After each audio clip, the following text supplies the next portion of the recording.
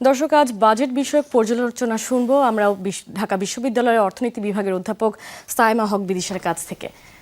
Doctor Saima হক বিদিশা, আপনার কাছে আমার একটা প্রশ্ন। সকালে অর্থমন্ত্রী বললেন যে স্বস্তি ফেরানো সবাইকে স্বস্তি দিতে ভূমিকা রাখবে এবারের বাজেট। তো স্বস্তি ফেরানোর চ্যালেঞ্জ কি হতে পারে? স্বস্তির জায়গাটা যদি বলি তাহলে আমার মনে হয় যে মোটা দাগে আমরা দুটো বিষয় বলতে পারি। একটি হচ্ছে যে বিভিন্ন জায়গায় কর ছাড়, বিশেষ করে আমি বলবো যে আমাদের যদি সাধারণ মানুষের কথা বলি, মধ্যবিত্তের কথা বা নিম্নবিত্তের কথা, সেক্ষেত্রে আসলে যেটি গুরুত্বপূর্ণ সেটি হচ্ছে যে প্রত্যক্ষ কর বা আয় করের মাধ্যমে কিছু সুবিধা পাওয়া যায় কিনা এবং সেই জায়গাটাতে ছাড় কতটুকু দেওয়া হচ্ছে, এবং বিভিন্ন জায়গায় বিভিন্ন সুযোগ সুবিধার বিষয়গুলো, অর্থাৎ কেউ যদি ব্যবসা করতে চান সেখানে কিছু ছাড় আছে কিনা, ক্ষুদ্র উদ্যোক্তা যারা আছে বিশেষ করে তাদের কথা বলছি।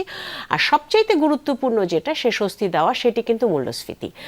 এবং আমরা আসলে সবাই যে বিষয়টি নিয়ে আলোচনা করছি সেটি হচ্ছে যে আসলে আজকে এবারে বাজেটে আসলে কি ধরনের পথনকশা থাকবে যার মাধ্যমে আসলে মূল্যস্ফীতিটাকে নিয়ন্ত্রণে রেখে সাধারণ মানুষকে কিছু স্বস্তি দেওয়া যেতে পারে। আমরা দেখছি যে মূল্যস্ফীতির জাতাকলে কিন্তু সীমিত আয়ের মানুষরা প্রায় পিষ্ট অবস্থা, তাদের করমুক্ত আয়ের সীমাও খুব একটা বাড়ানো হচ্ছে না। এই বিষয়টিকে আপনি কিভাবে দেখছেন? করমুক্ত আয়সীমার যে বিষয়টি সেটি হচ্ছে যে এটি আসলে বাড়ানো হলে যেটি দেখা যায় যে সাধারণ মানুষ বা একটু নিম্ন আয়ের মানুষ কিছুটা স্বস্তি পায়। তবে এটি অনেক সময় যেটা দেখা যায় যে এটি রাজস্ব আহরণের জন্য এটি কিন্তু একটা খুব সুবিধাজনক একটা জায়গা, যে এই জায়গাগুলো থেকে অর্থ আসবে। সুতরাং সেই কারণে এই জায়গাটাকে একটু টার্গেট করা হয় এবং এটা না বাড়ানোর একটা প্রচেষ্টা থাকে সব সময়। তো এই ক্ষেত্রে আমরা যেটা শুনতে পেয়েছি যে কিছু সামান্য হয়তো একটু কাটছাট করা হবে, কিছুটা যেন কাটছাট করা হয়। কাটছাট করা হলে সেটা একটি ইতিবাচক বিষয় হবে। তবে গুরুত্বপূর্ণ যেটা হচ্ছে কর জালকে বিস্তৃত করা, সেটি গুরুত্বপূর্ণ। আর আরেকটি বিষয় সেটা হচ্ছে মূল্যস্ফীতির কথা আমরা যখন বলি তখন আসলে আমাদের যে জিনিসটা মাথায় রাখতে হবে সেটি হচ্ছে যে বিভিন্ন ধরনের গুরুত্বপূর্ণ পণ্য, যেমন আমাদের মূল্যস্ফীতির একটা বড় অংশই কিন্তু নির্ধারিত হচ্ছে খুব গুরুত্বপূর্ণ কয়েকটি পণ্য, যেমন চাল, গম, এই ধরনের পণ্যের ক্ষেত্রে সেই জায়গাগুলোতে কতটুকু কর ছাড় দেওয়া হচ্ছে এবং সেই জায়গাগুলোতে মূসকের কি বিষয় আমরা যদি দেখি, সংখ্যাগুলো যদি দেখি, সেটি আসলে অর্থাৎ পরোক্ষ কর যেটি রয়েছে সেই পরোক্ষ করের হারটি কিন্তু নির্ধারণ করবে কিছুটা হলেও যে আসলে মূল্যস্ফীতির বিষয়টা। তবে এখানে আমাদের মাথায় রাখতে হবে যে জ্বালানি তেলের একটি বিষয় রয়েছে এবং পরিবহন খরচের বিষয়গুলো রয়েছে, এই সমস্ত কিছুর সাথে কিন্তু বাজার ব্যবস্থাপনাও জড়িত। আর অবশ্যই এটা মনে রাখতে হবে যে মূল্যস্ফীতির বিষয়টা শুধু রাজস্ব নীতি দ্বারা প্রভাবিত না হয় না, এটা এখানে কিন্তু মুদ্রানীতির বিষয়টিও রয়েছে। তবে বাজার ব্যবস্থাপনা এক্ষেত্রে সবচেয়ে গুরুত্বপূর্ণ ভূমিকা পালন করতে পারে। ডক্টর সাইমা, আপনার কাছে আমার এখন আরেকটি প্রশ্ন। সমৃদ্ধির পথে অভিযাত্রার বাজেট বলে মনে করছেন অর্থমন্ত্রী। ভঙ্গুর পরিস্থিতি থেকে উত্তরণের আমি বলতে চাচ্ছি যে করণীয় কি? একটি বিষয় হচ্ছে যে আমাদের বেশ কয়েকটা জায়গায় সংস্কারের দরকার রয়েছে এবং সেক্ষেত্রে আমি যদি বলি, একটি হচ্ছে যে আর্থিক খাতে একটা সংস্কার, সেটি আসলে আমাদের ব্যাংকিং খাত এবং অন্যান্য খাতগুলোকে শক্ত করবে। এর পাশাপাশি সেটি হচ্ছে যে আমার কর ব্যবস্থাপনা, সেই জায়গাটাতে বড় পরিবর্তন আনতে হবে। কারণ আমরা যদি কর জালকে বিস্তৃত করতে পারি এবং কর ব্যবস্থাপনার মাধ্যমে, সঠিক কর ব্যবস্থাপনার মাধ্যমে রাজস্ব আহরণটা বাড়াতে পারি, তাহলে কিন্তু আমাদের জন্য ব্যয় করাটা সহজ হবে এবং সেক্ষেত্রে কিন্তু আমরা বাজেট ঘাটতিও আমরা কমিয়ে আনতে পারবো। এবং বাজেট ঘাটতি কমিয়ে আনলে তাহলে কিন্তু আমাদের ঋণ করাও লাগবে না এবং বা ঋণ কম করতে হবে। তো সব কিছু মিলিয়ে আসলে কর ব্যবস্থাপনার বিষয়টা আমার মনে হয় যে সবচেয়ে গুরুত্বের সাথে বিবেচনা করা দরকার এবং সেটি আসলে আমাদের ভঙ্গুর অর্থনীতি বা অর্থনীতির বর্তমান যে পরিস্থিতি সেই জায়গাটা থেকে উত্তরণের সামনের দিকে যাওয়ার একটা সুযোগ। ডক্টর সাইমা, আমরা ইতিমধ্যে কিন্তু দেখতে পাচ্ছি যে এই বিশাল বাজেটে রাজস্ব আহরণে কিন্তু অনেকাংশেই কিন্তু সংশয়টা রয়ে গেছে এবং 6,95,000 কোটি টাকা আয় করতে চায় সরকার। এই লক্ষ্য অর্জনে কি ধরনের সংস্কার প্রয়োজন? সংস্কারের বিষয়টা হচ্ছে প্রথমে হচ্ছে কর ব্যবস্থাপনার একটি বিষয় কয়েকটি জায়গায়। একটি হচ্ছে যে আমাদের প্রত্যক্ষ করের উপরে আমাদের চাপটা বাড়াতে হবে বা প্রত্যক্ষ করের উপরে আমাদের ফোকাসটা বাড়াতে হবে। কারণ পরোক্ষ কর আমরা সবাই কিন্তু পরোক্ষ করের কথা যদি বলি, যেমন মূসক, সেটা ভ্যাটের আওতার মধ্যে সবাই পড়ছি, কিন্তু প্রত্যক্ষ করের বিষয়টা এবং সেটি কিন্তু আমাদের আয় বৈষম্য কমাতেও সাহায্য করে। প্রত্যক্ষ করের ক্ষেত্রে আমরা যদি দেখি, এটা আসলে আমাদের দেশে 30% বা এই ধরনের একটা সংখ্যা, তো সেটি কিন্তু আসলে অনেক কম। সুতরাং প্রত্যক্ষ কর যদি আমরা বাড়াতে চাই, সেখানে যে যেটা জরুরি সেটা হচ্ছে আমাদের কর জালকে বাড়াতে হবে, কারণ অনেক জায়গায় যেটা রয়েছে সেটা হচ্ছে অনেক মানুষই কিন্তু করের আওতার বাইরে, এবং সেদিক থেকে যদি আমরা দেখি ডিজিটালাইজেশনের বিষয়টা এটাকে গুরুত্বের সাথে বিবেচনা করতে হবে, এবং যত বেশি ডিজিটালাইজড হবে তত বেশি স্বচ্ছতা আসবে। এর পাশাপাশি বিভিন্ন ধরনের সারচার্জ, সম্পদ কর, উত্তরাধিকার কর, এই জায়গাগুলো নতুন নতুন জায়গাগুলোকে নিয়ে কিন্তু চিন্তা করতে হবে। এবং সবচেয়ে গুরুত্বপূর্ণ যেটা সেটা হচ্ছে যে যারা কর দিচ্ছেন এবং যারা মধ্যবিত্ত রয়েছেন বিশেষ করে, সেই মধ্যবিত্তের উপর চাপটি না বাড়িয়ে বরঞ্চ করের জালটাকে বাড়ানো, এবং অতি ধনী যারা আছে অতি ধনীদের উপরে প্রোগ্রেসিভ হারে ট্যাক্স দেওয়া। ধারণা করা হচ্ছে এবারে বাজেটে ঘাটতি দাঁড়াতে পারে 2,43,000 কোটি টাকা। ব্যাংক খাত থেকে নেওয়া হবে 1,12,000 কোটি টাকা।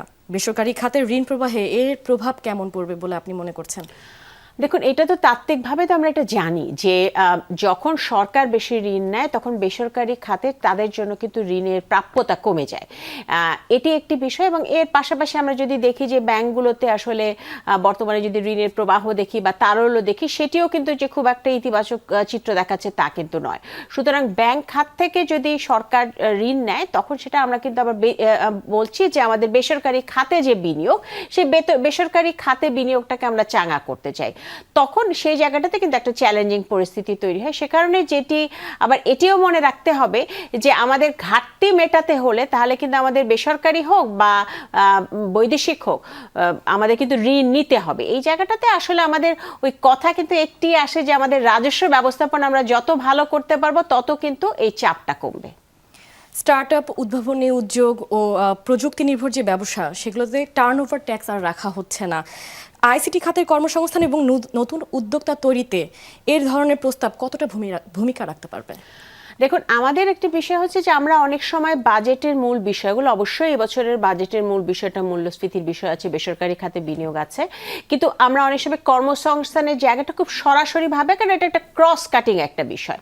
তো এই জায়গাগুলোতে কর্মসংস্থান তৈরির ক্ষেত্রে আমাদের শুধুমাত্র বড় বড় শিল্প কারখানাগুলো নয়, একটি যেমন ক্ষুদ্র, অতি ক্ষুদ্র কুটির শিল্পের জায়গাগুলো, সেখানকার উদ্যোক্তাদেরকে কিভাবে বিভিন্ন ধরনের সুযোগ সুবিধা দেওয়া যেতে পারে, কিভাবে নীতি সহায়তা দেওয়া যেতে পারে, এবং এর পাশাপাশি নতুন নতুন যে খাতগুলো আছে সেই খাতগুলোকে এক্সপ্লোর করা, এবং সেই জায়গাগুলোতে তরুণ যারা রয়েছে, যারা আসলে উদ্ভাবনী কিছু কাজ করতে চায়, তাদেরকে কিভাবে সুযোগ সুবিধা দেওয়া যেতে পারে। এবং সেদিক থেকে আমি বলবো যে টার্নওভার ট্যাক্সের ক্ষেত্রে যে সিদ্ধান্তটি, সেটি আমার মনে হয় একটি ইতিবাচক প্রভাব আসতে পারে। তবে সবকিছুই নির্ভর করবে আসলে পুরো জায়গাটাতে আমরা যদি দেখি যে কতটা স্বচ্ছতার সাথে করা হচ্ছে এবং পুরো ব্যবস্থাপনাটা কেমন হচ্ছে।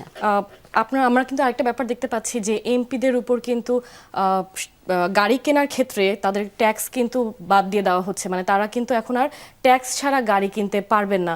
তো এর পাশাপাশি আমরা কিন্তু আরও দেখতে পাচ্ছি যে প্রধানমন্ত্রীর কার্যালয় থেকে নির্ধারণ করা হবে কোন এলাকায় কি সুযোগ সুবিধা প্রয়োজন, তারা সেই হিসেবে ব্যবস্থা নেবে। এমপিদের কাছে কিন্তু আর আগে যেরকম থোক বরাদ্দ দেওয়া হতো, একটা টাকা তাদেরকে দিয়ে দেওয়া হতো, সেটা কিন্তু আর দেওয়া হচ্ছে না। এইখানে আপনি কি মনে করছেন জনসাধারণের উপর এটা কেমন প্রভাব পড়বে?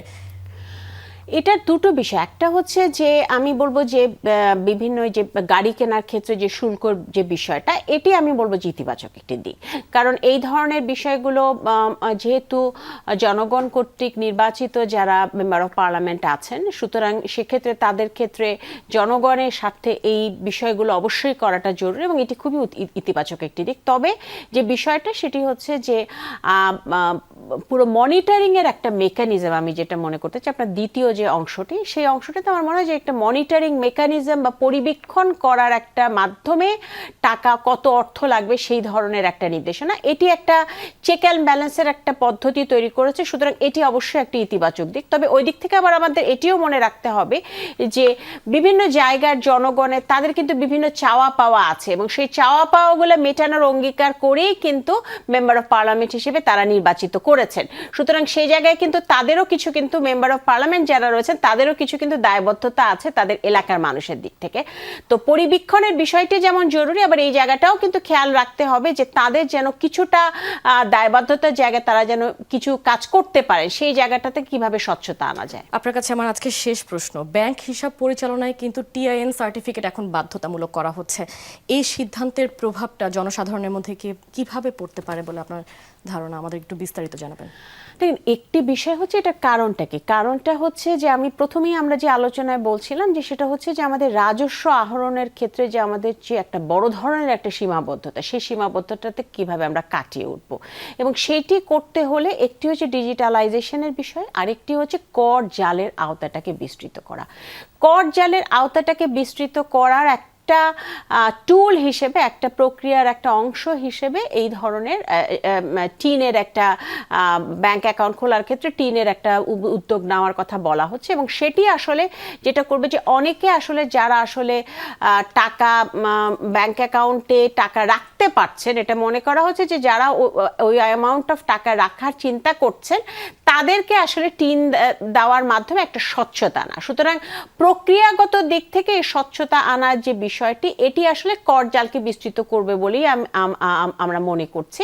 তবে এখানে যেটি মাথায় রাখতে হবে যে সেটি হচ্ছে যে আমাদের কিন্তু আবার উচ্চ হারে যারা কর দিচ্ছেন এবং তাদের ক্ষেত্রে কিভাবে জিনিসটা ম্যানেজ করা হবে, ব্যবস্থাপনা করা হবে, সেটা যেমন দেখা হবে। এবং আরেকটি বিষয় যেটা বললাম যে কর আহরণের কিন্তু আরও কিছু বিষয় আছে। আমরা যদি দেখি যে ঢাকা, চট্টগ্রাম বা বড় বড় যে শহরগুলো রয়েছে, সেই শহর থেকেই বেশিরভাগ আয়কর আসছে, কিন্তু অন্যান্য জায়গাও কিন্তু অনেক ক্ষেত্রে আমরা দেখব যে ধনী রয়েছেন বা কর দেওয়ার সক্ষমতা যারা রয়েছেন তাদের রয়েছেন।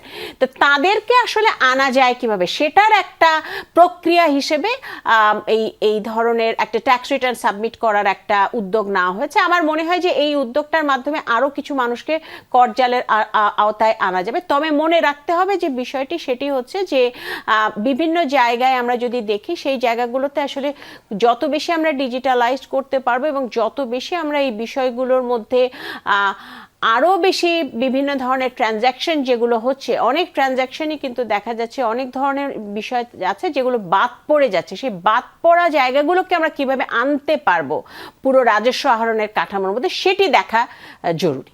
ডক্টর সাইমা হক বিদিশা, আপনাকে অসংখ্য ধন্যবাদ আপনার মূল্যবান সময় বিজনেস টুডেতে দেওয়ার জন্য। আপনাকে ধন্যবাদ। দর্শক, এই ছিল বিজনেস টুডের এখনকার আয়োজনে। এতক্ষণ সাথে থাকার জন্য ধন্যবাদ সবাইকে।